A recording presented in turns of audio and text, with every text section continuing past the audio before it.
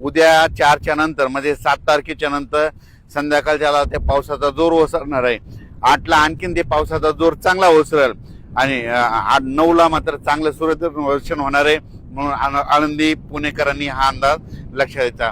पण नाशिक जिल्ह्यातल्या शेतकऱ्याला सांगू इच्छितो की जनतेला सांगू इच्छितो की नाशिककडे काय होणार आहे, आज मध्यरात्रीच्या नंतर म्हणजे 2च्या नंतर की मध्यरात्रीच्या नंतर नाशिककडं मुंबईकडं तिथे जुन्नर सिन्नर त्याच्यानंतर आळेफाटा विघ्नर कारखाना ओझर गणपती त्याच्यानंतर श्रीरामपूर राहता राहुरी कोपरगाव शिर्डी वैजापूर गंगापूर आणि त्याच्यानंतर इकडं वरती त्र्यंबकेश्वर नाशिक आणि नंदुरबार ह्या पट्ट्यामध्ये काय होणार आहे, आज मध्यरात्रीपासून उद्याच्यापर्यंत जवळपास 400 मिलीमीटर पर्यंत पावसाची नोंद होईल.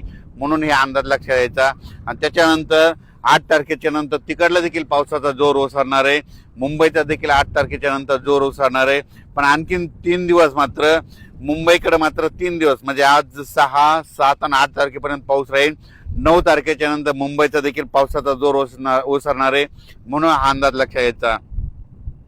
आजची मध्यरात्रीपासून ते 8 तारखेपर्यंत जे नदीकाठचे गाव आहेत त्यांनी सतर्क राहावे. कारण की नाशिक जिल्ह्यामध्ये नाशिक त्र्यंबकेश्वर वरती मालेगाव त्या परिसरामध्ये इकडं इगतपुरीकडं इकडं ओझर गणपती इकडं विघ्नर कारखाना ते परिसर जुन्नर सिन्नर त्याच्यानंतर इकडं राहता शिर्डी कोपरगाव ह्या परिसरामध्ये म्हणजे आज मध्यरात्रीपासून ते उद्यापर्यंत म्हणजे 7 रात्रपर्यंत म्हणजे 2 दिवस आणखीन खूप जोराचा पाऊस पडणार आहे.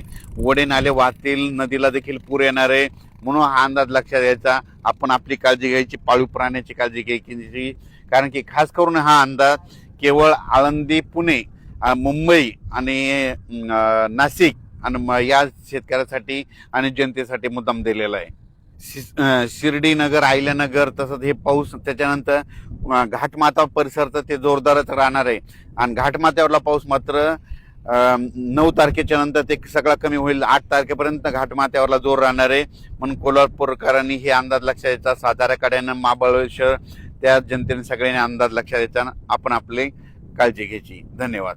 त्या भागात अद्यापही पाऊस आला नाही. ते ह्या 3 दिवसात त्या भागात पाऊस पडेल, पेरणीयोग्य पाऊस पडेल आणि चांगली जमिनीमध्ये ईदभर ओल झाली तर तुम्ही तुमची पेरणी करू शकता.